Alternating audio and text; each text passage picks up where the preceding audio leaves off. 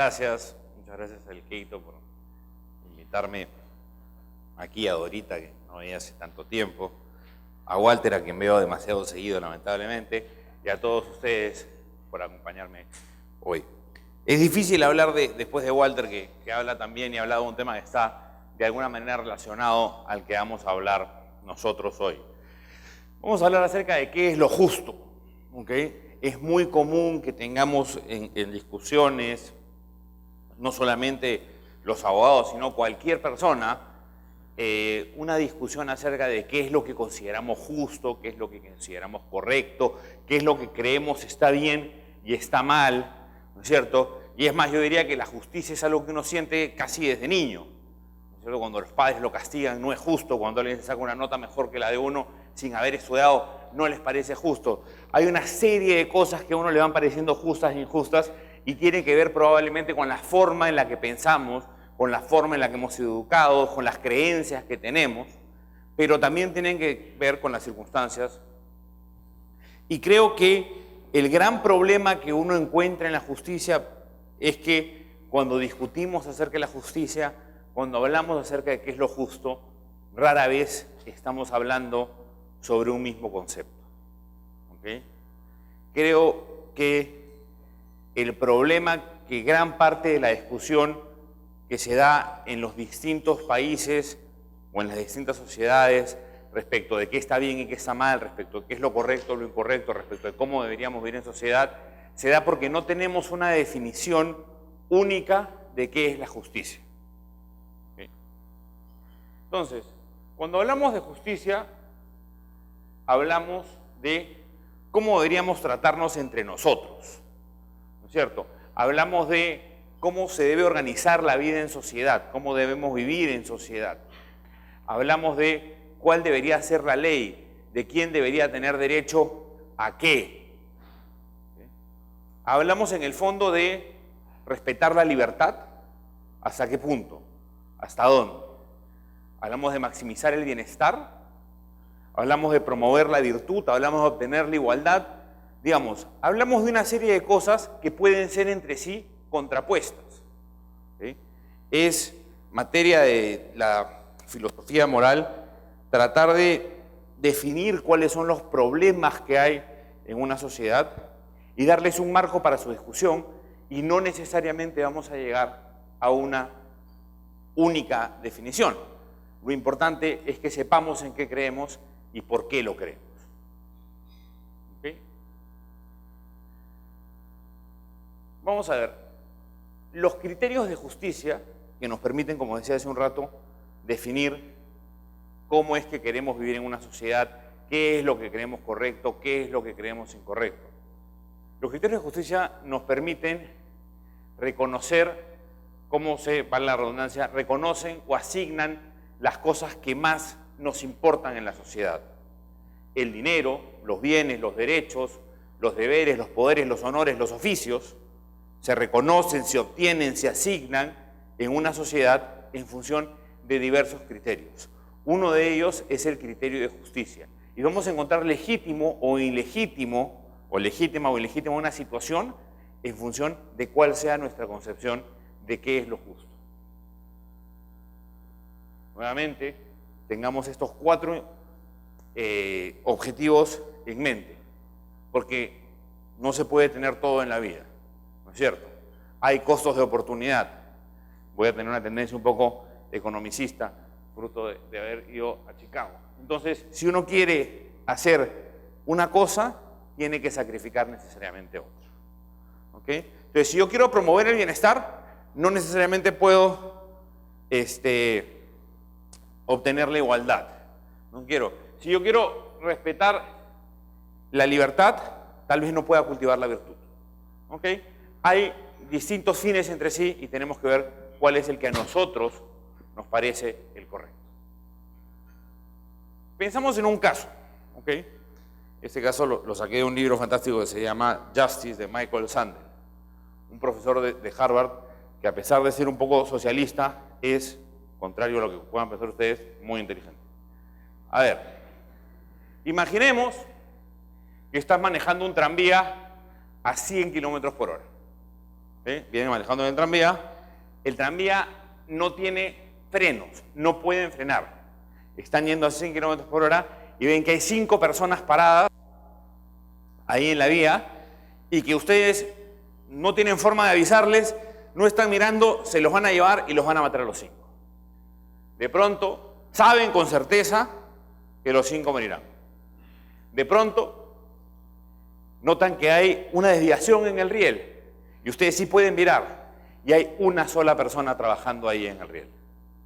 Está solita esa persona y tienen que decidir en ese momento entre matar a las 5 que estaban en la ruta original y matar a una que estaba en la ruta a la que se pueden desviar.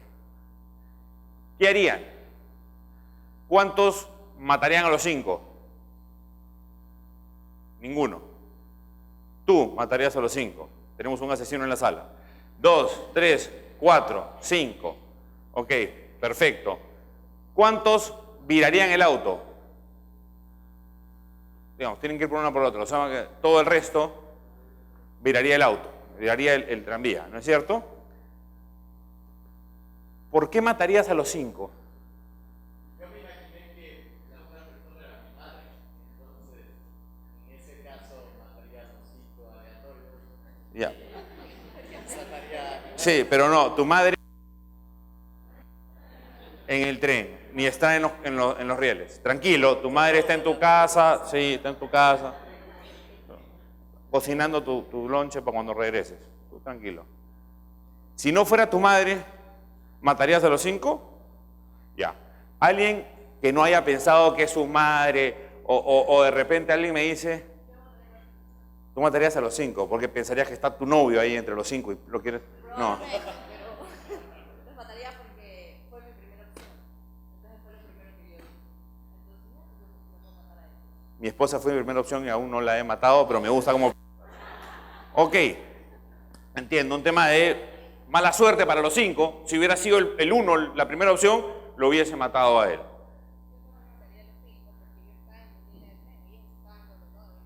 No, digamos, ellos estando deben estar, lo que pasa es que tú no tienes frenos. ¿Me entiendes? No es un problema de ellos, la culpable, o sea, de pronto tampoco es tuyo, pero tú estás ahí, tú dices, yo no debería el trayecto, mala suerte. Si fueran 100 y te los vas a llevar así como una fila y vas a matar a todos, en el mismo riel, están parados uno detrás del otro, 100 personas ahí. Ah, perfecto. Entonces, es un tema de el destino manda. Esta es la ruta, sorry. Ok. ¿Tú matarías solamente a uno? ¿Por qué?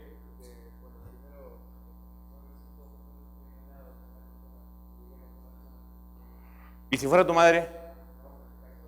Ah, ya, ok. Vamos a ver. Cambiemos un poco el caso, pero veamos, quiero poner un poco en perspectiva la discusión. Hasta ahora la discusión ha sido algo casi determinístico, ¿no? O determinado por el destino. Y dicen, oye, ¿sabes qué? Si estaban ahí, mala suerte, ¿qué culpa tiene otro tipo? Yo no voy a virar el coche, sino que ya sigo mi camino. ¿Ok? Esos algunos. Otros me dicen, oye, no, pues, entre matar a 5 personas y matar a una persona, prefiero matar solamente a una persona, ¿cierto? Es el mal menor. Y por eso es que ustedes han decidido, algunos, la mayoría, que en una situación de esas, virarían el auto y otros no. ¿Ok? Siento, no obstante, que los deterministas tienen esta sensación de que al estar en la situación y actuar al virar el auto estarían asesinando a alguien, mientras que en el otro caso sencillamente estarían dejando que el carro vaya. ¿Okay? Imaginemos ahora que están mirando desde un puente, ¿ok? Y viene el mismo tren con otro chofer manejando el tren a 100 kilómetros por hora. Y ven ustedes que va a llevarse a esas 5 personas, o que si vira, o que, perdónenme, ustedes pueden empujar a un gordito que está mirando desde el puente. Es un gordo así mórbido, obeso, ¿ya? Inclusive hasta más que yo, ¿okay? Un gordazo así. Y ustedes dicen, empujo al gordito, el gordito cae, lo matan, pero el tren frena. Entonces, ahí... ¿cuántos empujarían al gordito?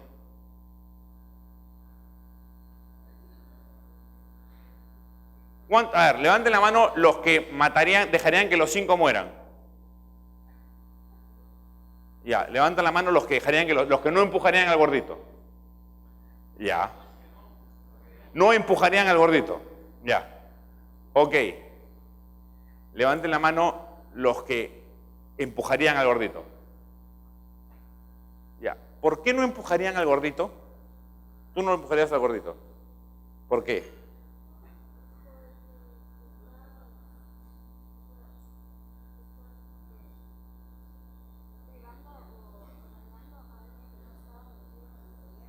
Ya.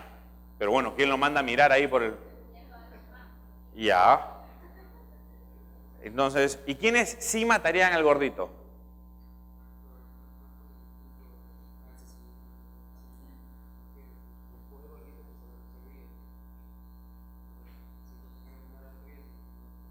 No, ya no hay otra persona. Sí, pero es la lógica de prefieres que muera uno que mueran 5. ¿Ok? Entonces, bajo esa lógica... Ahora, esto es consecuente, porque si uno dice, yo prefiero virar el timón y que muera uno a que mueran 5, la misma lógica debería aplicarse a, yo prefiero empujar al gordo y que muera uno en lugar de que mueran 5. Dime.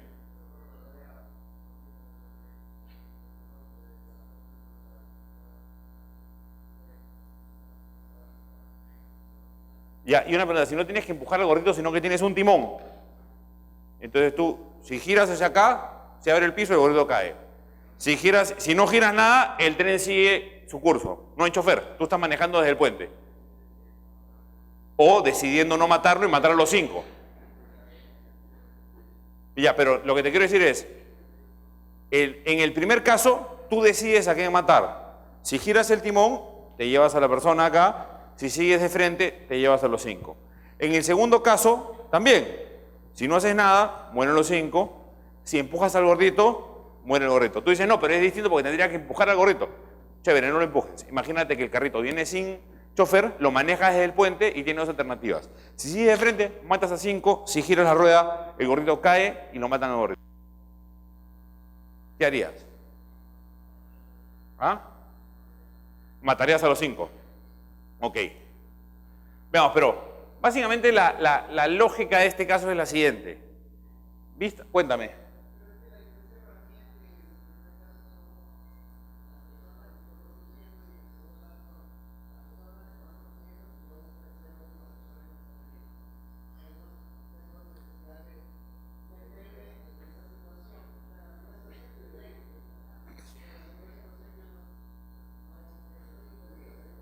De acuerdo, entonces tú lo que me estás diciendo es que tu criterio de justicia varía según si eres partícipe de la situación o no. Entonces, si tú eres partícipe de la situación, tú lo que dices es, prefiero matar a una persona que a 5. Si yo no soy partícipe de la situación, bueno pues, que mueran 5. ¿Qué importa si yo no estaba participando de la situación? Ok, naturalmente hay una inconsistencia. Y la inconsistencia está en qué es lo que prefiero según las circunstancias. ¿Ok? Lo que me parece justo, lo que me parece correcto, varía según la circunstancia, en tu caso. Si yo estoy participando de los eventos de esa circunstancia, entonces una situación, como vamos a ver ahora, consecuencial, me parece lo correcto. Si yo no estoy participando de la situación, una solución deontológica podría parecerme lo correcto, aunque en tu caso no del todo. Vamos a ver ahora por qué. Como decía aquí, cuéntame.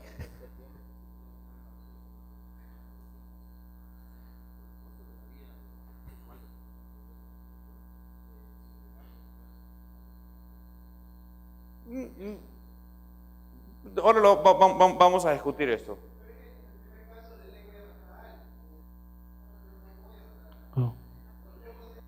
Pero a ver, vamos a ordenar. En ambos casos, las personas van a morir por tu acción o por tu omisión. Tú lo que me estás diciendo es que tú prefieres que mueran personas por tu omisión, por la acción no activa, personas mueren que no porque deciden no actuar. Entonces eso es por omisión. Y en el otro caso tú dices, como yo estoy en control del coche, yo prefiero que muera solamente uno, por acción. ¿Por qué? Porque dentro de tu forma de pensar, el actuar es más grave que el... Mejor dicho, si estás en una situación en la que necesariamente tienes que actuar para que directamente una persona se salve versus 5 mueran, es correcto ver la situación en la que, mejor, voy a explicarlo mejor, la actuación de girar el timón es una cosa que tú te sientes lo suficientemente cómodo, dadas las circunstancias, haciendo que muera una persona y no mueran 5. La actuación de empujar a alguien para que el mismo resultado se dé, no es una con la que tú te sientas cómodo. Te sientes menos responsable por estar en el puente y no estar en el cochecito del tren. La situación es la siguiente. Si uno cree en términos consecuenciales, lo que pasa es que uno cree en qué es lo mejor en la situación puntual, independientemente de cómo varíe yo los escenarios. Entonces, si uno fuese un consecuencialista extremo, siempre me dirá, yo prefiero que muera uno a que mueran 5, siendo que tengo que virar el auto o siento que tengo que empujar un gordo. Yo prefiero la muerte de 5 a la muerte de 1. Los que tengan una posición deontológica van a decir, mira, no, la verdad es que qué complejo esto, porque el valor de la vida humana en sí mismo es ¿cómo decirlo?, invaluable. Yo no puedo decidir en una circunstancia como esta, no sé qué hacer, no sé si empujaría al gordito, no sé si viraría el timón, no sé si soy alguien para poder decidir a quién matar y a quiénes no, para poder alterar el curso del carrito y lo que fuese. ¿Ok? Dime.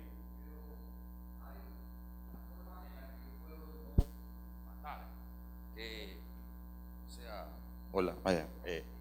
El tren hace como que, yo no sé, chuchu, entonces yo jalo eso. Sí, sí, vamos a imaginar. Y los tipos ya saben, no mato a nadie. Vamos a imaginar que son 6 sordos en la vía, no tiene freno y están todos mirándose hacia atrás. O sea, yo entiendo que uno puede tratar de modificar el ejemplo para meter a su mamá o para tener en el tren. ¿Me sigues? También podríamos decir, pongámosle frenos al tren imaginario y así freno y no mato a nadie. ¿Ok? Inclusive los puedo subir y los llevo a donde quieran ir. Yo entiendo todo eso, pero el ejemplo está construido para el dilema moral. Esa es la lógica del ejemplo. ¿Sí? Entonces, tenemos los consecuenciales y los categóricos. Consecuenciales. Lo importante es la consecuencia, el resultado de la acción. ¿Mueren 5 o muere 1? ¿Ok? Lo importante en los deontológicos es el respeto de ciertos derechos o el respeto de ciertas obligaciones que uno tiene por su condición de ser humano. Vamos a pensar en otro caso para seguir avanzando en la discusión.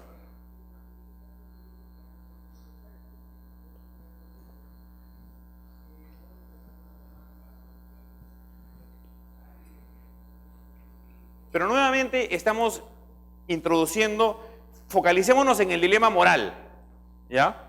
La lógica de este ejemplo, de este ejercicio, es focalizarse en el dilema moral. No se pongan a pensar en si los pueden demandar o no, o el hecho de que yo tengo, digamos, una ventaja judicial si mato solamente a 1 en lugar de a 5, o me voy a hacer millonario demandando a la compañía de trenes porque no habían frenos. Entonces sí lo matan. Ese no es el supuesto. Sí, a ver, las últimas porque tengo que seguir con los ejemplos. Una tercera posibilidad que... No hay terceras posibilidades. No, perdón, no hay tercera terceras posibilidad. posibilidades. Gracias. Desde el punto de vista positivo. Es decir, si es que yo veo desde el punto de vista jurídico, yo no estamos hablando de jurídico, no estamos hablando de normas, no estamos hablando de leyes, estamos hablando de filosofía moral. Entonces, en el dilema moral, matar a 1 o matar a 5, tú te tienes que sentir cómodo con una de las dos respuestas. Yo me sentiría cómodo no interviniendo y que mueran... Matando a 5. Perfecto. Está bien. Porque no tengo responsabilidad. Ok, si es porque no tienes responsabilidad, te importa el resultado de tu acción. Eres consecuencialista. No eres una persona deontológica. ¿Ok? Pero tratemos de enfocarnos y pensar en esas dos categorías. En cada situación pónganse a pensar, ¿yo sería un consecuencialista? sería deontológico y no en las distintas aristas que pueden haber. ¿Ok? Vamos a ver este caso, que es un caso de la vida real. Es un caso de 1884. ¿Ok? El caso es la corona de Inglaterra contra Dudley y Stevens, también conocido en la literatura jurídica, lo que le gusta el lifeboat case, el caso del bote salvavidas. ¿Qué sucede? Un barco llamado el Minonet naufraga. 4 personas sobreviven, no tienen agua fresca y solo tienen 2 latas de nabo. ¿Ok? Los 4 hombres eran Thomas Dudley, que era el capitán, Edwin Stevens, el primer oficial, Edmund Brooks, un marinero, los 3 de excelente carácter, excelentes personas, según los reportes de la época que habían en los puertos y demás. Y el 4, Richard Parker, un joven de 17 años, huérfano, sin familia, que se embarcó en su viaje, en este viaje, su primer viaje, con la esperanza de hacerse un hombre de mar. ¿Ok? Un barco pasa, no los ve, y durante 3 días comen pequeñas raciones de nabo. Al 4.º día capturan una tortuga marina y se la comen y con eso pueden vivir 4 días más. Del día 8 en adelante no tienen que comer. Parker en ese momento está enfermo porque contra el consejo de los demás tomó agua marina y está en el borde del barco, postrado, sintiéndose mal, casi muriendo. ¿Okay? A los 19 días, Dudley, el capitán, le sugiere a los demás que hagan un sorteo. ¿Ok? Para ver a cuál de ellos sacrificarían de tal manera que su cuerpo, su cadáver, sirva de alimento a los demás. Lo que hacen, digamos, Brooks se opone y no hay sorteo. Al día siguiente, el capitán le ordena al primer oficial que mate a Parker. Y lo que hace el primer oficial es una plegaria y lo mata. ¿Ok? Brooks supera rápidamente su resistencia inicial y, a pesar de que se había opuesto, come el cuerpo de Parker hasta que la ayuda llega. ¿Qué pasó? El diario de Dudley señala, literalmente según los recuentos del caso, 24 días después del naufragio, mientras desayunábamos, vimos un barco aparecer. ¿No es cierto? Estaban comiendo a Parker y vieron el barco aparecer. Fueron rescatados y juzgados. Dudley y Stevens como autores, Brooks como testigo. La pregunta es justo lo que hicieron? ¿Es correcto? ¿No? Ok, ¿por qué no es correcto? Porque, ojo, vamos a ver la lógica de una vida para que 3 se salven. ¿Por qué no es correcto? Porque no tuvo las mismas oportunidades que el resto. Porque Nunca hubo un sorteo. Si hubiera habido un sorteo, okay, hubiera sido justo para todos. Perfecto. Simplemente el capitán decidió. Ok, O sea, no es justo. No tuvo las mismas oportunidades. No es justo porque no hubo sorteo. Si hubiese habido sorteo, hubiese sido justo. Sí, las mismas de igualdad. La las pregunta mismas es, oportunidades. ¿alguien cree que si hubiese sido sorteo y Parker perdía, eso hubiese sido justo? No, ¿tú crees que no? ¿Por qué? Complicada, pero no, creo que ninguno tenía que matarse a ningún otro, o sea. Que mueran los 4 de eran los inanición, por 4 de último. condición. Ok, Porque ahí también venía otra, bueno, y si Parker se ve por la descripción joven, etcétera, los otros, qué sé yo, más fuertes, etcétera, entonces el más débil es el que murió. sí, en efecto eso fue lo que pasó. Pero la lógica que yo digo es, bajo tu lógica, entonces, en una circunstancia como esa hay que ser deontológico. ¿No es cierto? La vida humana tiene un valor y, digamos, el canibalismo es un acto reprobable y, por lo tanto, los 4 morirán si no llega la ayuda a tiempo, pero ninguno se va a comer al otro. ¿No es cierto? Esa es tu lógica. La lógica del Señor es, no, que se lo coman nomás, pero que haya un sorteo. ¿No es cierto? O alguna forma justa o equitativa de decidir cuál es la suerte de las personas. ¿Ok? Veamos. Como decía, ¿qué pasa si hay un sorteo? La mayoría de ustedes ya me respondió, así haya un sorteo, no me parecería correcto eso, no nos parecería correcto eso porque la vida humana está más allá de eso. Algunos me dicen, no, si hay un sorteo y Parker pierde, bueno, pues en buena lid, hay que ser un buen perdedor y ofrecerse al público. ¿Ok? Ahora, ¿qué hubiese pasado si Parker estaba de acuerdo? ¿No es cierto? Parker está postrado, enfermo ahí, en el borde del bote, y le dice, muchachos, ya no hay esperanza para mí. Yo, la verdad es que creo que el mejor uso de lo que me queda de mi vida va a ser permitir que ustedes salven la suya. Me sacrifico, cómanme nomás. ¿No es cierto? Si Parker hace eso y se inmola, ¿tú estarías de acuerdo? Sí. ¿Tú también? Está bien. ¿Alguien no estaría de acuerdo? ¿Alguien le diría a Parker, no, Parker, tú no puedes hacer eso? Por más que me muero de hambre, no te voy a comer. ¿Alguien le diría eso? ¿Tú le dirías eso? Porque para que tú te salves se va a matar.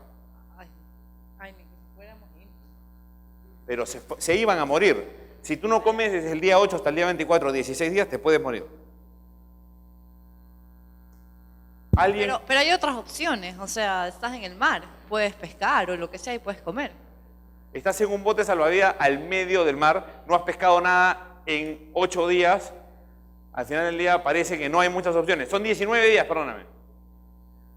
O sea, nuevamente, yo sé que nos resistimos a ponernos en ese supuesto. Yo imagino que el juez de ese caso les podría haber dicho, hombre, pero ¿cómo no pescaron nada? No pescamos, pues.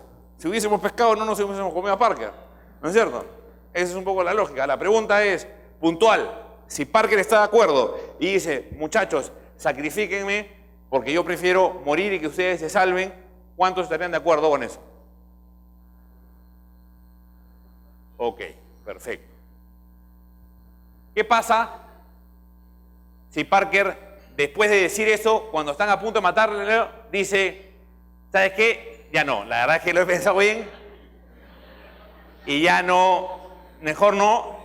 Tú le dirías, no, tú ya dijiste, sorry compadre, yo ya saqué mis servilletas, tengo la mesa puesta, olvídate. ¿Qué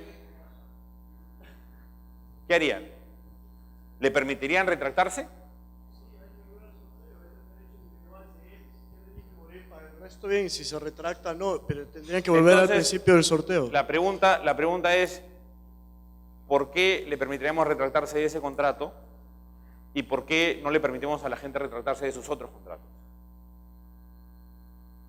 Porque se trata del bien vida, que deontológicamente consideramos sumamente importante. ¿No es cierto? Dime. Yo sí creo que es como parte de la responsabilidad de lo que se le llama la palabra. Entonces, en un momento dijiste, esto se va a hacer, es el momento que lo dijo y él tuvo su libertad individual de poner su vida por los demás, entonces tiene que hacerlo. Ya no tiene por qué arrepentirse si ya había tomado una decisión. Es como responsabilidad que los seres humanos debemos de cultivar en nosotros. ¿Está bien? Es que al final, en los tres casos, tenemos que, depende no solo de, así, o sea, mato uno o si no, mato 5 eran, ¿no? O si mato a el capitán, etcétera. O sea, va por uno. ¿Conviene más matar 5 o mato 1? Pero, ¿qué pasa si es que ese de ahí, uno era Bill Gates, no sé, y los 5 eran 5X?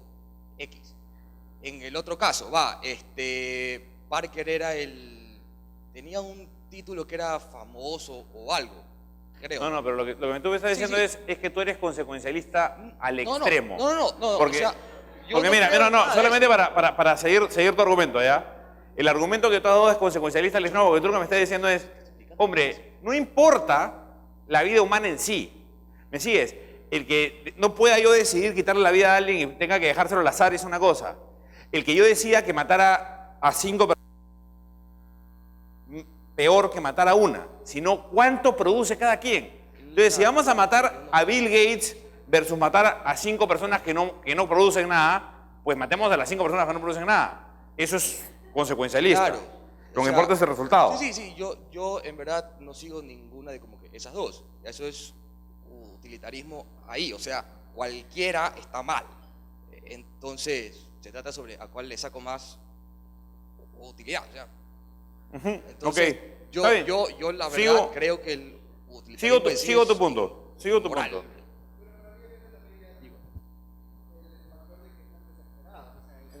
En ambos casos, en el primero, la desesperación porque eres el conductor, por último, y en el de ahorita, la desesperación de ellos que estaban sintiendo que se iban a morir de hambre. Entonces, si ya, por ejemplo, la última pregunta, y habló, y ya todos como que ya dejaron de ser conscientes realmente, y es como que no, ya te moriste. O sea. Sí, pero lo que quiero decir es, dilemas morales como estos se enfrentan, claro, estos son casos extremos, pero ese es un caso de la vida real. Y naturalmente se comieron a la persona porque, vistas las circunstancias, pensaron que no tenían ninguna otra alternativa. Situaciones de esta complejidad se presentan en el mundo a diario, ¿no es cierto? En los sistemas de trasplante de órganos, en donde no funciona el sistema de precios o funciona a través de un mercado negro, como vamos a ver ahora, la gente tiene que decidir, un burócrata o un médico o un donante, a quién le va a dar un riñón, siendo que hay muchas personas que requieren el riñón y siendo que probablemente varias de esas que no lo reciben mueren, ¿no es cierto? Entonces, los dilemas morales existen y cómo los afrontamos, qué es lo que creemos correcto y qué sé yo, nos va a permitir definir si somos deontológicos o si somos consecuencialistas, ¿ok?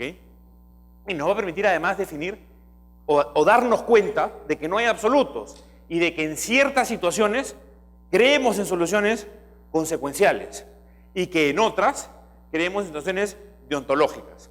Habitualmente, desde que voy dictando esta charla, la diferencia está entre si yo participo activamente o no participo activamente de la situación.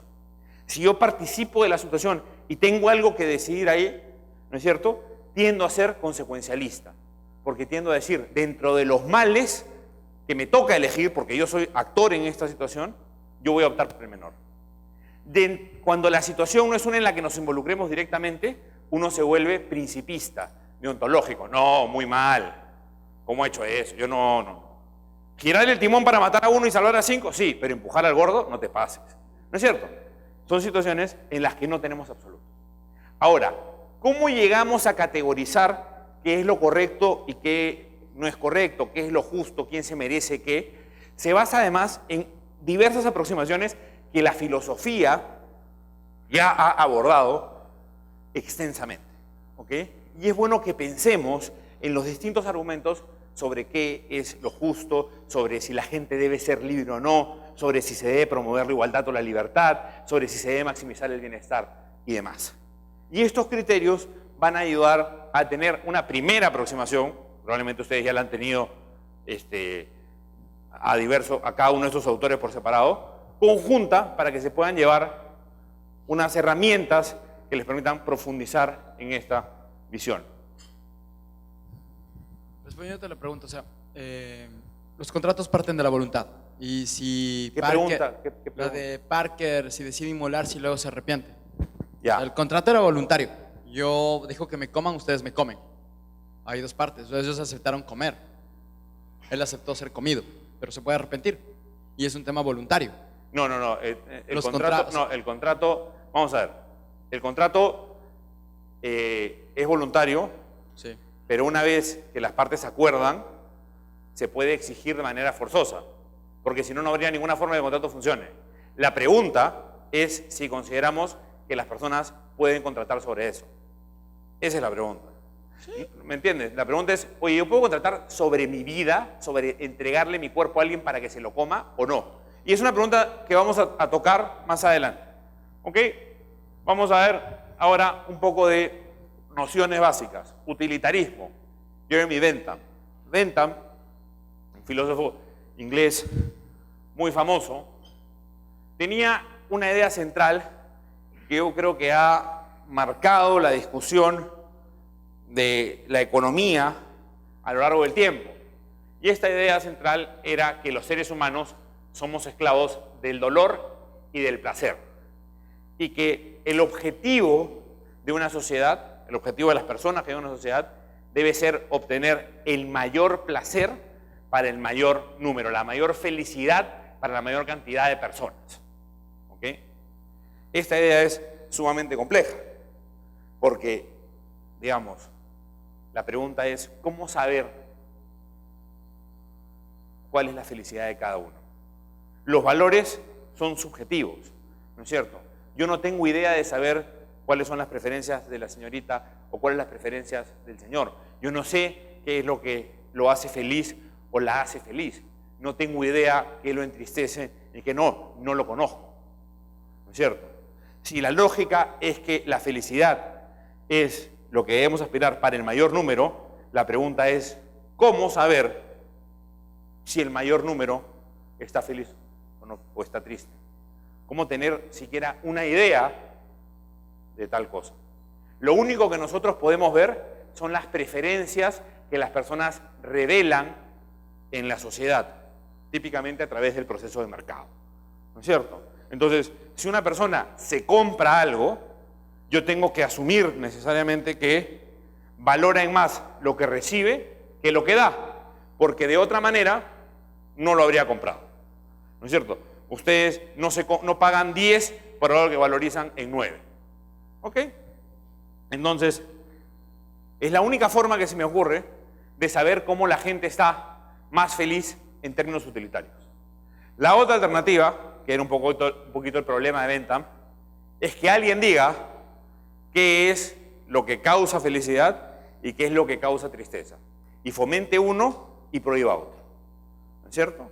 Que era un poco el problema de Bentham. Y cuando uno llega a esa situación, empiezan los problemas de derechos individuales, ¿no es cierto? Acabamos de tener una discusión bastante larga acerca de mato a 1, mato a 5, como si estuviéramos hablando, estamos hablando de seres humanos. Entonces, el derecho de esa persona se debe respetar, así cueste el derecho de otros 5, la vida de otros 5, o no. Se puede sopesar vida contra vidas o no. Si es Bill Gates o si es Correa, ¿no es cierto? Aquí, digamos, sería un bien público contra un mal público, ¿no es cierto? Tenemos esas distintas posibilidades. A Bentham lo siguió John Stuart Mill, que escribió un famoso texto que se llama On Liberty, que es de donde viene la famosa máxima de la libertad de una persona termina donde empieza la libertad de la otra persona. John Stuart Mill era un seguidor de Bentham que trató de defender el utilitarismo rebatiendo las objeciones que teníamos de los derechos individuales y de valor subjetivo. Y él decía, la libertad es lo que genera la mayor utilidad en el largo plazo, ¿no es cierto? La libertad de hacer lo que ustedes quieran, porque la libertad de hacer lo que ustedes quieran voluntariamente es lo que me garantiza, en cierta manera, en cierta medida, que ustedes están mejor, que ustedes son más felices. Ustedes evitan el dolor y buscan el placer como cualquier ser humano. La lógica de la teoría económica que habla de la gente racional se basa en esta idea. Ahora, Stuart Mill tenía algunas ideas equivocadas también, algunas varias. Él habla de la baja cultura y la alta cultura o la vargagiosa, cuando en realidad, si la gente es libre y debe perseguir lo que quiera, la cultura que le guste es su problema. La justicia, esa era la justicia utilitaria, bienestar para el mayor número. Es típicamente lo que tratan de hacer los economistas, ¿ok? Vamos a decidir si hacemos una carretera a tal sitio o a tal otro sitio. ¿Cuántos se benefician si la hacemos aquí? ¿Cuántos se benefician si la hacemos allá? ¿Cuánto cuesta? ¿Qué preferimos? ¿Ok? En la vida, en el fondo, nosotros nos vemos enfrentados a decisiones que tienen un componente utilitario todo el tiempo. Las políticas públicas tienen un componente utilitario inmenso. Entre decidir si hacer el teatro municipal, darle desayuno a una serie de niños pobres o hacer una estatua a algún político muerto, ¿no es cierto? Los fondos que tiene el Estado son limitados y están limitados a lo que recauda en impuestos o pueden endeudarse internacionalmente, ¿no es cierto? Tiene que decidir cómo gasta esos fondos. Entonces, como sociedad, como personas que viven en una sociedad, porque la sociedad no existe, es una entelequia, ¿no es cierto? Ustedes como personas que viven en una sociedad tienen que pensar en qué debería gastar este dinero el Estado. O ustedes mismos tienen que decidir sobre alternativas que tienen un componente utilitario. ¿Okay? La siguiente categoría que quiero comentarles es de Kant, Immanuel Kant. Kant era un filósofo alemán sumamente extraño. Nació en un pueblito del que nunca salió y escribió extensamente a partir de los 50 años, una cosa rarísima. Él se ocupa de la justicia y él cree en una justicia deontológica, en una justicia principista, en una justicia categórica. ¿Okay?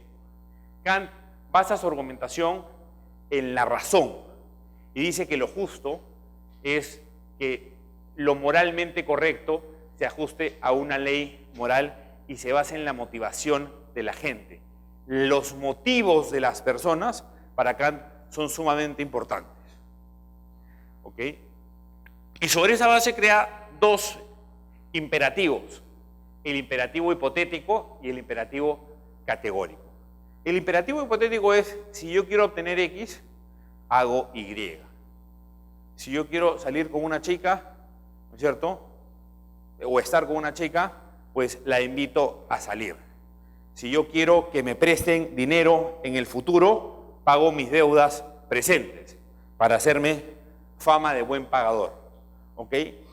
La motivación de mi comportamiento no es que esté bien en sí, es que tiene como fin obtener algo, estar con la chica, que me vuelvan a prestar plata. ¿Okay? Ese es el imperativo hipotético. Y la verdad es que ese es el imperativo bajo el cual yo creo muchas veces actuamos. ¿Okay? Después está el imperativo categórico. Y el imperativo categórico, ¿qué nos dice? Nos dice, cuando vayas a hacer algo, universaliza ese comportamiento como aquel que tú creas que deba realizar cualquier persona en esa circunstancia. ¿Ok? Y entonces, una pauta que Kant da es tratar a las personas como fines y no como medios. ¿Sí? Yo no creo, para ser sincero, en estas nociones de justicia kantiana. Creo que no responden a la naturaleza humana. Yo no creo que las personas puedan, ni siquiera creo que tengan la capacidad de pensar si su comportamiento es o debería ser una máxima universal. Creo que personas con distintas creencias van a tener imperativos categóricos distintos. ¿Okay?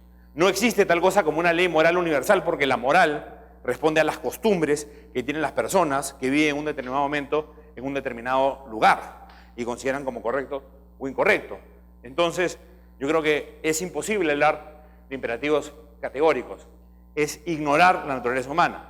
Y además, vienen en sí mismos con ciertas trampitas que el propio Kant reconoce y que yo creo pueden llevarnos a desilusionarnos. Y el primer caso es el caso de... ¿Cuánto me queda, Carlos, de exposición? 10 minutos. Me voy a ir 5 más y después leerlos. El caso de Mónica Lewinsky y Bill Clinton. No sé si se acuerdan de ese caso. El tema es que Bill Clinton tuvo una relación con Mónica Lewinsky que calificó como una relación impropia. ¿No es cierto? Según la Biblia, la relación sexual tiene que concretar cierto tipo de actos y los que Bill Clinton había realizado no eran aquellos que estaban en las Sagradas Escrituras, por lo menos no en esas escrituras. En el Kama Sutra, sin duda, estaba. ¿Ok? El tema es que cuando le preguntan a Clinton si él había tenido relaciones sexuales con Mónica Lewinsky, él dice que no, que él había tenido relaciones impropias. No mintió, ¿no es cierto? Y no mentir es una máxima universal. Pero claramente, tergiversar o no responder de alguna manera a la pregunta que se le está haciendo es algo que uno podría considerar contrario a lo que debe ser el espíritu de lo que es lo correcto. Finalmente tenemos, bueno, finalmente no, tenemos dos criterios más. La justicia distributiva. ¿Okay? Y aquí vamos a encontrar algo que nos es casi innato, es un sentimiento natural. Aristóteles decía que los bienes y los derechos según una sociedad deben distribuirse según la virtud y el mérito. Y eso es algo que nosotros tenemos internalizado. ¿Okay? Este concepto de la justicia aristotélica se ha quedado en Occidente arraigado. ¿Por qué lo digo? Porque hace un momento alguien decía, imagínate que sea Bill Gates, ¿no es cierto? La virtud. ¿Ok? O el mérito. nosotros sentimos constantemente que cuando alguien que hace poco esfuerzo, pero las cosas le salen bien, lo premian, hay de pronto un poco de injusticia versus aquella persona que se mata estudiando y saca malas notas, ¿no es cierto? Nosotros creemos que se debe premiar de alguna manera el mérito. Hablamos de meritocracia, ¿no es cierto? Constantemente creemos, oye, no, pero mira, no he hecho los méritos suficientes para tal cosa. Sin embargo, en la vida, más que el mérito importa el resultado, ¿no es cierto? Yo puedo esforzarme todos los días y entrenar 10 horas al día jugando fútbol, y entrará Messi que no entrenó ni 5 minutos y juega distinto, ¿no es cierto? Y nadie dice, no, es que no tiene mérito. De pronto no sé si me explico. Lo que uno ve es el resultado, no el mérito. Si uno va a ir preso y quiere contratar a un abogado penalista, no contrata al abogado que más méritos hace o hizo en la universidad. Contrata al abogado que más casos ha ganado. Le importa el resultado, ¿no es cierto? Pero yendo un paso más allá, en esta definición de Aristóteles, la pregunta es, ¿quién determina quién es virtuoso y quién determina quién tiene mérito? ¿Ok? La justicia distributiva requiere de alguien que haga el acto de distribución o de redistribución, porque de ahí viene el concepto de la redistribución también. Y si alguien hace el acto de la distribución, puede caer en una arbitrariedad, ¿no es cierto? La definición más conocida de justicia es esta de Ulpiano, que era el asesor de un emperador romano, que decía, justicia es dar a cada quien lo que le corresponde. Y eso en realidad parece hasta poético, ¿no? Qué bonito, sí, pues, cada quien lo que le toca, ¿no? Sin embargo, cuando uno va más allá y se pone en el contexto, oye, ¿quién decide qué le corresponde a cada quien? El emperador, naturalmente. Esa definición poética termina siendo sumamente arbitraria, ¿no es cierto? Si tenemos que darle un violín, tenemos un violín y hay que dárselo a alguien que toca muy bien o a alguien que los colecciona, ¿por qué preferiremos a uno o a otro? ¿No es cierto? Digamos, ¿quién decide qué le corresponde a cada quien? Podría decidirse que a algunos les corresponde ser esclavos y a otros les corresponde ser libres, como Aristóteles bien decía. ¿Okay? La penúltima que quiero tratar con ustedes es la justicia como equidad. Y esta es una idea de John Rawls, un famoso filósofo americano que escribió principalmente el siglo pasado. Rawls decía que si todos estuviésemos detrás de un velo de ignorancia, ¿ok? Y no supiésemos cuál es el lugar que vamos a ocupar en el mundo, entonces decidiríamos que el mundo sea lo más igual posible. Trataríamos de hacer el mundo lo más igualitario, lo más equitativo. ¿Por qué? Porque yo no sé qué lugar voy a ocupar. Yo no sé si voy a ser una persona brillante o una persona bruta. Yo no voy a saber si voy a ser un tipo bello o un tipo muy feo. Yo no sé si voy a tener capacidad de valerme por mí mismo o no. Entonces yo lo que quiero es tratar de hacer una sociedad lo más igual posible para no estar mucho peor que los demás, corriendo el riesgo de no poder estar mucho mejor. ¿Okay? Esa es la idea de Rawls. Rawls decía, así es como las personas se comportarían si estuviesen detrás del velo de la ignorancia, si no supiesen qué lugar van a ocupar en el mundo. Y como eso es lo que las personas harían, entonces hay que tratar de igualar a las personas, hay que tratar de remediar las diferencias que se deban principalmente a la suerte. ¿Ok? Messi es un caso de suerte. Él tiene ciertas habilidades que le son innatas y entonces hay que hacer que Messi pague más impuestos. ¿Sí? En la lógica de Rawls, casi yo les diría que es, si alguien corre mucho más rápido que los demás, entonces le ponemos zapatos de plomo. ¿Ok? Porque nótese, y esto es algo muy importante, que la única forma de igualar, como decía Walter, es hacia abajo. ¿No es cierto? Yo no puedo hacer que una persona que tiene un IQ de 100 piense como una persona que tiene un IQ de 130. Yo lo que puedo hacer es que una persona que tiene un IQ de 130 se vea forzado a responder como si tuviera un IQ de 100. ¿Okay? Ahora, hay varias objeciones a Rawls. para mí las más importantes es que parte de creer que puede corregir el mundo. ¿Okay? Rawls parte de una pretensión divina. Él cree, se pone un supuesto imaginario en donde dice, vamos a imaginar que yo estoy haciendo el mundo desde el saque y entonces, ¿cómo creo que el mundo debería ser? ¿Okay? Y es normal, la gente, digamos, las ideologías tienden a partir de un modelo conceptual de cómo deberían ser las cosas. Sin embargo, el problema de Rawls es que se ha alejado demasiado de la realidad, ¿no es cierto? Él no dice cómo es el mundo y observándolo ver cómo lo puede mejorar, sino parte de la idea de cómo debería ser el mundo y cómo hago para imponerlo. ¿Ok? Y esa es una gran diferencia que van a ver ustedes entre los liberales y los socialistas. Los liberales vemos el mundo y tratamos de mejorarlo como es, y los socialistas quieren un mundo inventado, quieren suplantar a Dios, quieren que el mundo sea como lo imaginan en sus cabezas. ¿Ok? Ahora, asume que todos los seres humanos somos adversos al riesgo. Y la verdad es que ese no es el caso. Por lo menos, si yo estuviese detrás del velo de la ignorancia y me dicen, ¿preferirías una sociedad igualitaria? Diría, no, preferiría una sociedad libre. Vamos a ver cómo me va. ¿No es cierto? Entonces, no es que todo el mundo piensa como Rawls, no es que todo el mundo tiene esa aversión al riesgo. Y digamos, hay abundante literatura que puede demostrar en diversos ámbitos de la vida de las personas que tienen distintos comportamientos frente al riesgo. No todos los seres humanos somos adversos al riesgo. Hay seres humanos que incluso son proclives al riesgo. ¿No es cierto? Por eso es que hay corredores de autos y pilotos de combate. ¿Okay?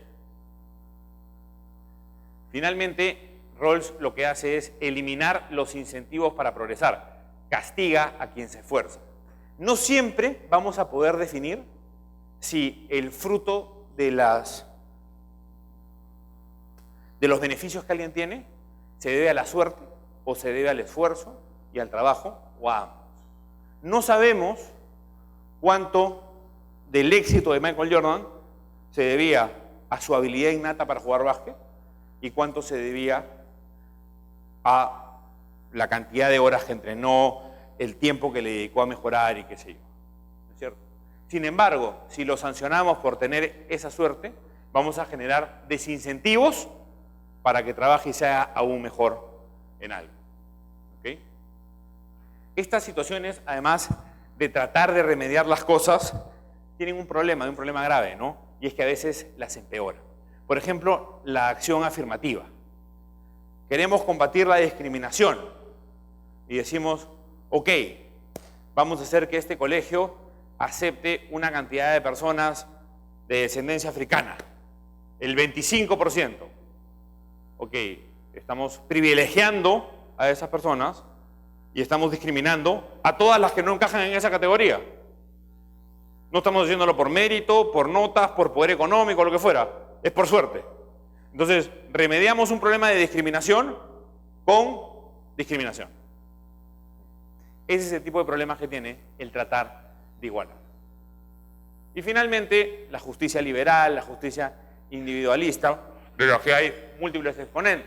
Yo trato de basarme siempre en Hayek, en Nozick, en Friedman, quienes básicamente dicen, cada quien es dueño en distintos grados. La verdad es que, como en todo, van a encontrar que los autores que defienden las distintas corrientes no son absolutistas y tienen distintos matices. Dice, cada quien es dueño de su cuerpo y de sus bienes y libre de hacer lo que quiera mientras no afecte a los demás. Todos debemos estar sujetos a las mismas reglas, que es lo que les hablaba Walter, ¿no es cierto? La idea de que todos tenemos que estar sujetos a las mismas reglas de juego. Esa es la igualdad que importa, la igualdad ante la ley, para que cada quien pueda saber que respetando ciertas cosas puede hacer lo que él considere mejor. ¿Okay? El problema de esta, mejor dicho, las objeciones a esta visión del mundo vienen básicamente en tres aspectos. La primera es el paternalismo. ¿Okay? Oye, la gente no sabe ser libre, no sabe asumir la responsabilidad que la libertad conlleva, y entonces nosotros, ciertas personas que están en el Estado, que tienen determinado poder en un determinado momento, sí saben lo que es mejor para las personas. Y entonces, así como los padres con los niños, que les dicen qué es lo que tienen que hacer, estas personas también le dicen qué es lo que tienen que hacer. ¿No es cierto? Y le dicen cuándo pueden ser libres y cuándo no pueden ser libres. La otra es el moralismo. Hay ciertas cosas que a mí me molestan, ¿ok? Y entonces yo le voy a imponer mis creencias a los demás. Pero no se las voy a imponer en un proceso de mercado pagándoles para que dejen de hacer tal o cual cosa, sino se las voy a imponer haciendo lobby para que se prohíba algo, para que no se permita algo. El matrimonio entre homosexuales, por decir, ¿no es cierto? Eso responde a una creencia de un grupo de personas que creen que las personas del mismo sexo no deberían poder casarse y no deberían poder formar familia. O la prohibición de la poligamia, ¿sí? Y entonces, en lugar de decir, bueno, los que quieran hacer eso, que lo hagan, qué sé yo, se juntarán en un barrio determinado y en ese barrio sabremos que están todos los homosexuales o todos los polígamos o lo que fuera. Dicen, no, hay que prohibir esto. ¿Por qué? Porque en realidad es que a mí como miembro de esta sociedad me repele. Y el último argumento es la suerte. Oye, Michael Jordan tuvo suerte, el hijo de Bill Gates va a tener suerte de haber sido hijo de Bill Gates y heredar esa fortuna, pues qué tal raza, ¿no? ¿Por qué? ¿Por qué él tiene esa suerte? ¿Por qué no la tuve yo? Hay que obligarlo a repartir un poco de esa suerte socialmente. Impuestos progresivos a la renta, impuestos a las herencias. Ahora, hay situaciones en donde la justicia individual puede llegar a extremos que a algunas personas le pueden parecer un poco, ¿cómo decirlo? Incorrectas, moralmente repulsivas. Veamos, el caso de la venta de órganos. ¿Ok? ¿Ustedes estarían de acuerdo en que haya un mercado de órganos? En que alguien pueda vender su riñón. Digamos, yo tengo 2 riñones, no tengo dinero, hay alguien que necesita el riñón, entonces le digo, dame $15.000 por mi riñón. ¿Están de acuerdo con eso? Sí. Bueno, de hecho, si se meten en internet, hay todo un mercado negro de riñones, ¿no? Pongan mercado de riñones y la gente se anuncia con análisis médicos, estoy muy sano, y qué sé yo. ¿Ok? Si fuese porque yo colecciono riñones, me venden los riñones y yo los pego en la pared, me gusta ver riñones, los compro para eso. ¿Estarían de acuerdo o ya no? Sí, es mi riñón, hago lo que quiera. Perfecto. Vamos a terminar con el caso del caníbal de Rotterdam.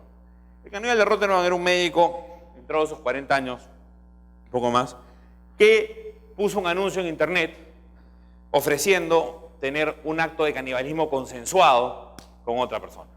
Y decía, estoy buscando una persona que quiera ser devorada por mí, soy médico, voy a poder mantenerla despierta y viva y disfrutando de sí misma durante gran parte de la cena. ¿Algún voluntario?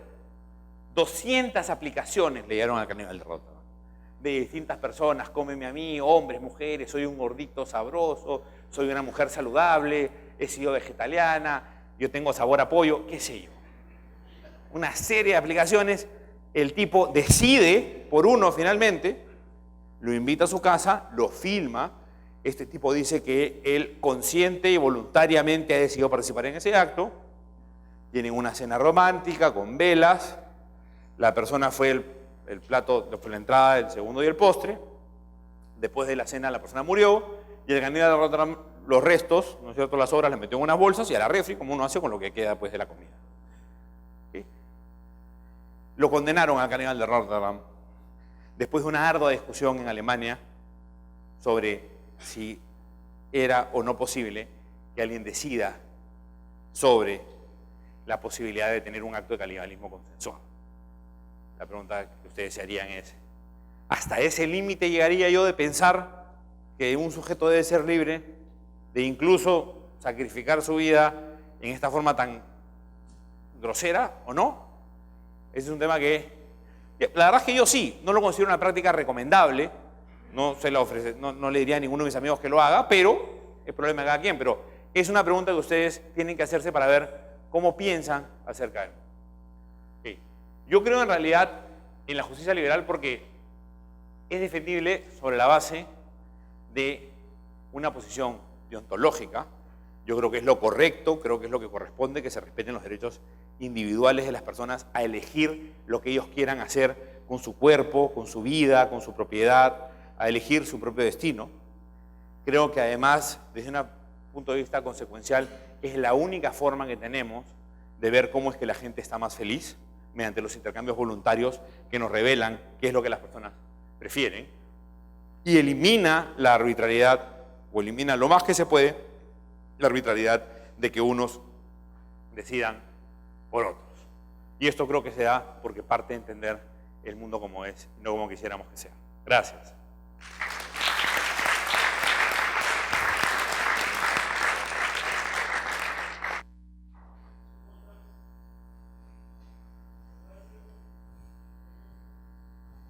Ahí empezamos la... Sí, hola Guillermo. Quería hacerte una consulta. Cuando empezaste a hablar de la justicia liberal, mencionando a Nozick, Hayek y Friedman, dijiste que cada quien es dueño de sí mismo, pero en distintas medidas. ¿Puedes explicarlo un poco más? O sea, todos parten de la idea de que cada quien es dueño de su cuerpo, cada quien es dueño de su vida y de hacer lo que quieran, pero cada uno de ellos admite en mayor o menor grado cierta intervención que restringe la libertad de las personas. Lo único que dicen es que esa intervención tiene que ser igual para todos. ¿Okay? Ninguno de ellos es, bueno, de repente no sé si, pero ni Hayek ni Friedman son anarquistas en el sentido de que no debe existir un Estado, sino creen que tiene que haber un Estado, y para que el Estado subsista ya hay una primera restricción a la libertad, que es el pago de impuestos.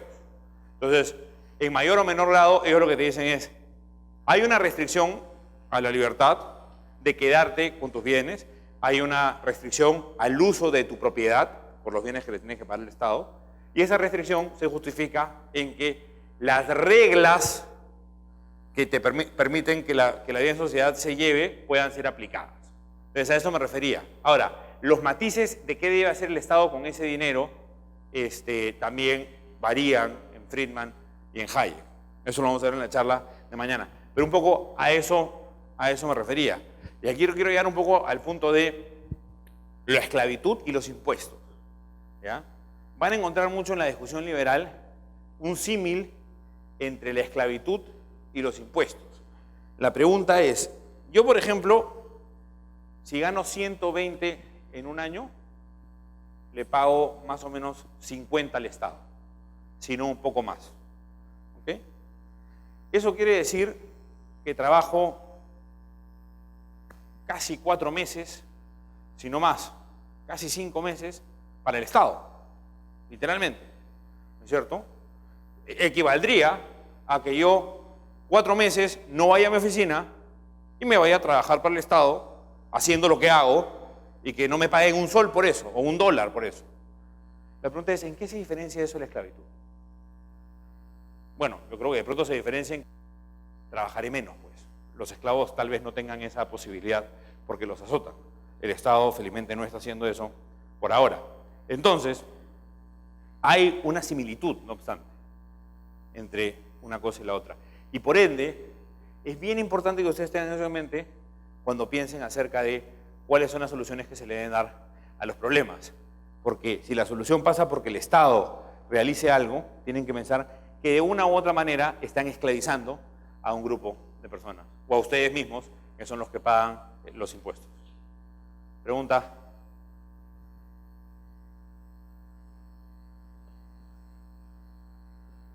Bueno, 2 breves preguntas rápidas. En la conclusión, está exenta de la arbitrariedad, que es permitir que los demás decidan por uno, pero entonces, ¿quién hace las reglas? O sea, ¿cuál sería el ideal de quiénes hacen las reglas, las normas? Ya, ok.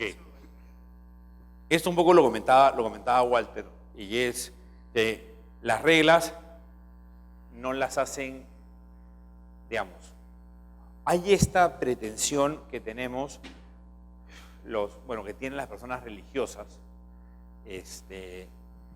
de sostener que alguien tiene que haber creado algo. ¿Quién hace qué? ¿Quién creó el mundo? ¿Quién hace la regla? ¿No es cierto?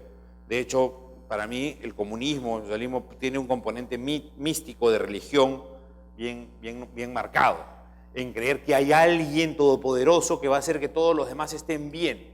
Las reglas, la verdad, no las hace una persona, surgen espontáneamente. ¿Okay? Y a eso se le llama orden espontáneo.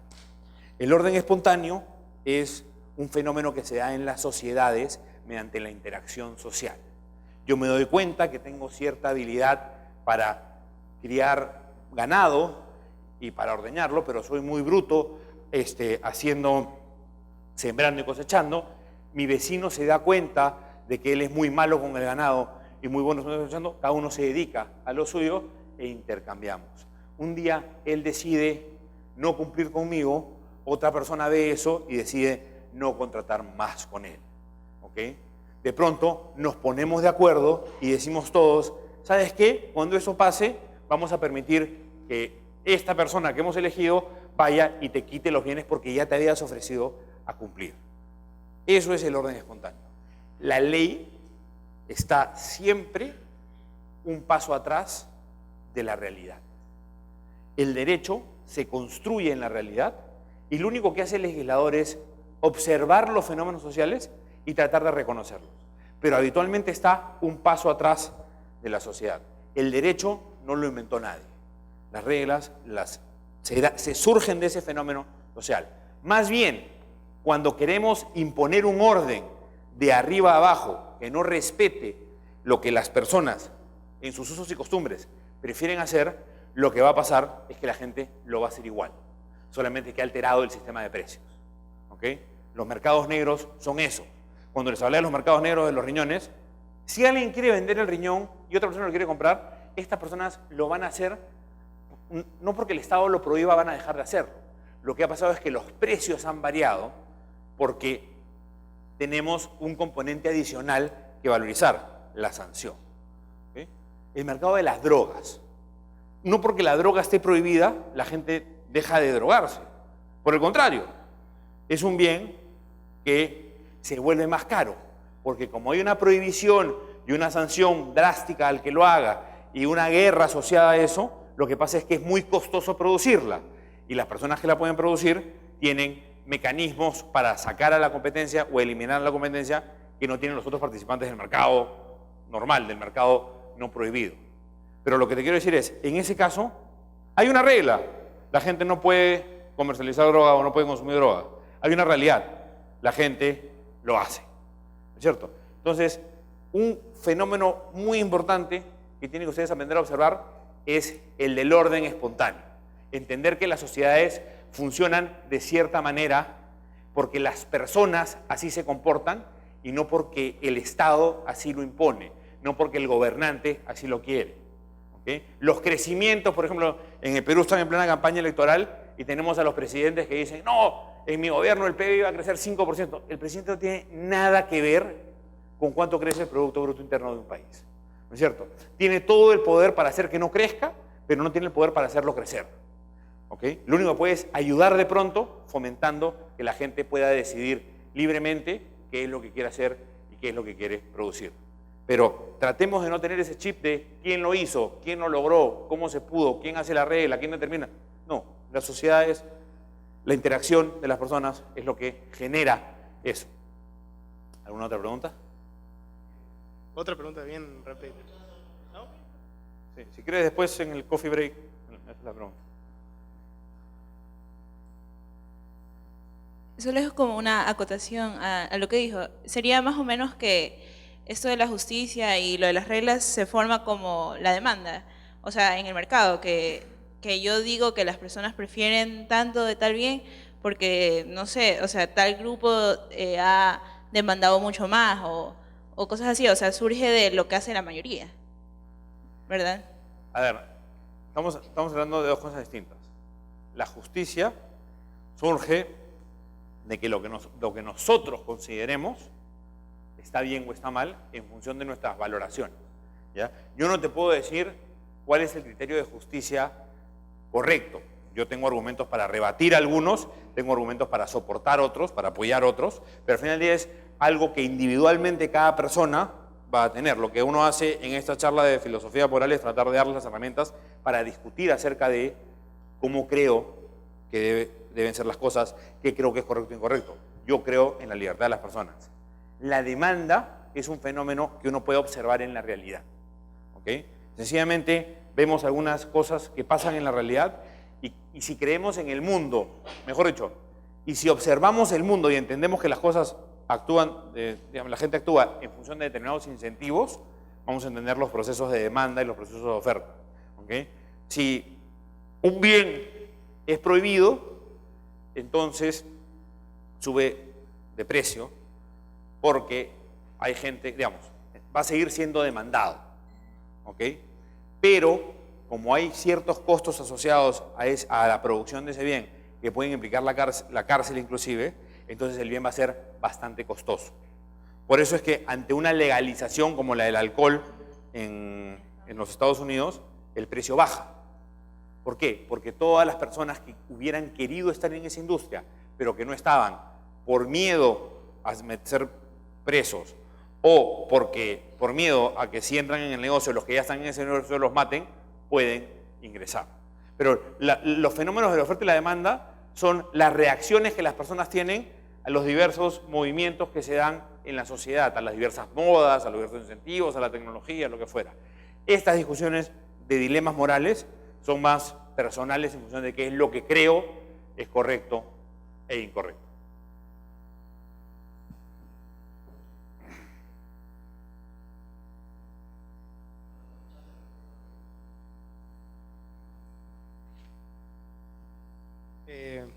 Un ejemplo, así bien drástico y vamos a ver si me podrías contestar, hipotético, etc. ¿Aceptamos el hecho del caníbal de Rotterdam, hablando de eso, de que cada cual hace lo que quiere? Personalmente, ¿qué sucede? O sea, ¿cómo te sentirías si es que sea un familiar tuyo el que acepte esa propuesta? No, peor me sentiría si es el que se come a la persona. Pero a ver, la verdad es que vamos a poner varios supuestos de ese tipo, ¿ya? Una alternativa sería tratar de convencerlo que no lo haga. Otra alternativa sería tratar de pensar que cualquier persona que quiera hacer eso está loca. ¿Ok? Y tratar de que tenga una evaluación psiquiátrica e intervenir para ayudar. Y si la evaluación psiquiátrica dice que no está loco y que el tipo está de acuerdo y en efecto quiere hacer eso, como también podría suicidarse, yo creo que más allá de la persuasión, no hay nada que uno pueda hacer. Sí, pero lo que te digo es, nadie puede privarte a intervenir. El arma de los liberales es la persuasión. El arma de los totalitarios es la fuerza. Entonces, yo soy perfectamente libre de tratar de persuadirte de que algo que vas a hacer está equivocado, está mal, es errado. ¿Ok? Pero no puedo detenerte a menos que aquello que vas a hacer vaya a afectar la libertad de otras personas, vaya a afectar el poder hacer cosas de otras personas. Pero si no, lo único que me queda es la persuasión. Pero digamos, esa es nuestra arma. Y en esa arma creemos. Nosotros creemos en que la gente tiene que ser convencida de que ser libres es lo mejor para ellos. Que ser los dueños de su propio destino es lo que más les conviene. Que no dejar que alguien decida qué es lo que tienen que producir, qué es lo que tienen que vestir, qué es lo que tienen que comer, es lo mejor, sino todo lo contrario. En Corea del Norte, me nota que hay 3 cortes de pelos permitidos. ¿No es cierto? Uno va a la peluquería y tiene el combo 1, el combo 2 y el combo 3. No hay más. ¿Ok? Entonces, ese es un modelo. El otro modelo es que cada quien se peine como quiere, use el pelo largo, se ponga colita, se ponga aretes, se tatúe, no se tatúe, que cada quien haga lo que le dé la gana, por más feo y repugnante que a algunos nos pueda parecer. ¿Alguna otra pregunta? Ahorita que... A ver, el orden. Él, ya. Guillermo, con esto del norte, que en el sistema de justicia liberal no se pueden tolerar violaciones de los derechos fundamentales. Por ejemplo, si alguien le roba, obviamente el sistema de justicia va a intervenir. Pero en el caso de Corea del Norte, donde ocurren violaciones impresionantes, o en otros países totalitarios como Irán, Arabia Saudita, el mundo occidental liberal no interviene, y yo sé que para bastantes liberales es un tema incómodo esto del intervenir. No se puede tolerar a derechos fundamentales. ¿Hasta qué punto puede ser relativista? Porque es al otro lado de una frontera inventada. Mira, es una muy buena pregunta, ¿ya? Y la verdad es que no sé si hay una respuesta correcta. Te voy a dar los diversos argumentos que he leído y que he pensado sobre el tema. El primero es que el Estado está para garantizar la vida en sociedad de las personas que viven en un determinado momento, en un determinado lugar, en un determinado espacio. Entonces, que la plata de mis impuestos, que debe ser gastada para que yo pueda vivir en donde estoy, sea destinada a una cruzada por la liberación en África, que viven bajo el yugo de un dictador, es lo que yo de pronto podría cuestionar, ¿no es cierto? Es lo que yo podría decir, bueno, ese es un problema de las personas que viven allá, que ellos se rebelen y que ellos vean, y que sino que ellos vean cómo mudarse, pero no tengo por qué financiar a aquel megalómano que se cree el salvador de la humanidad. Si de pronto Bill Gates es ese megalómano y dice, yo voy a financiar a un ejército liberador privado, bueno, ya tendrán una discusión acerca del monopolio del uso de la fuerza en cada país y la independencia y lo que fuese. Pero mientras sea con mis impuestos, pues entonces hay un caso para discutir ahí. El otro caso que creo es que, si bien considero las violaciones de derechos humanos intolerables, considero que la lista de los derechos humanos es demasiado extensa, ¿ya? Yo creo en el derecho a la propiedad, en el derecho a la vida y en el derecho a la libertad. Punto. Todos los demás, me parece el derecho al trabajo, el derecho a la salud, el derecho a la educación, me parecen aspiraciones sociales, legítimas, pero aspiraciones sociales, no son derechos, al punto que no los puedo ni siquiera exigir de verdad. ¿Ok? Si estoy mal de salud, no puedo pedirle a alguien que me cure. Puede ser que no haya quien, puede ser que no tenga cómo. ¿Ok? Respecto de estos derechos fundamentales, sí creo que es loable que la gente haga algo, pero no sé si pueda decidir otro sobre cómo gastar mi dinero, y en lugar de poner policías o alimentar a los niños pobres que viven en la esquina de donde yo vivo, mande ese dinero para salvar personas que no conozco. Y esto tiene que ver con algo que Walter probablemente les va a comentar, y es la simpatía. Uno tiende a tener en los fenómenos sociales mucho más preocupación por lo cercano y mucho menos preocupación por lo lejano. ¿Ok? Me acuerdo si era Hume, que él decía que el cortarse el dedo meñique le produce un dolor mucho más intenso que todas las muertes en África. Y en el fondo es verdad, ¿no es cierto? La distancia hace que la pena que sintamos por algo sea bastante menor y la proximidad bastante mayor. ¿Ok? Un terremoto en Ecuador, y de pronto alguno de ustedes aquí, ecuatorianos, se puede sentir afligido, tal vez hasta pierda un amigo o un familiar. Un terremoto en Chile, sí. Un terremoto en Japón. Entonces, hay un tema también ahí de relativismo. Y por último, el principio de no intervención parte de la base de que cada grupo tiene que hacer su propio destino. Esos son los argumentos. Yo la verdad es que no te voy a decir que tengo una posición sobre el tema, pero no te voy a decir que no sea un tema discutible. ¿Cuál es la siguiente pregunta?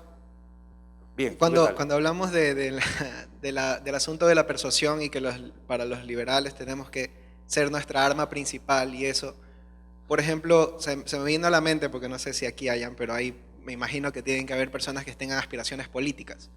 Entonces se podría imponer libertad si lo vemos desde ese punto de vista. O sea, puede venir alguien quizás políticamente suicida y decir, voy a quitar todos los subsidios porque como liberal no voy a creer en los subsidios. Y estás imponiendo libertad porque nuestra sociedad no está acostumbrada a vivir sin subsidios. Entonces eso de ahí desde el punto de vista, o sea, ¿está bien allí o no? ¿O deberíamos persuadir antes de? ¿O cómo sería ahí el asunto este? Ya, pero lo que tengo que decir es, no, entiendo la pregunta, pero creo que hay que reformularla, porque claro, uno no es que impone libertad, uno es que permite que la gente sea libre. Entonces, si hay subsidios o si hay aranceles altos, lo que estoy haciendo es restringiendo la libertad. Entonces, al eliminar esas situaciones, voy a permitir que la gente sea libre. Antes no es libre. Ahora, ¿eso es imponer libertad? Entre comillas. En realidad eso es eliminar las imposiciones que se han puesto para que la gente no pueda ser libre, que es algo distinto. Bueno, muchísimas gracias.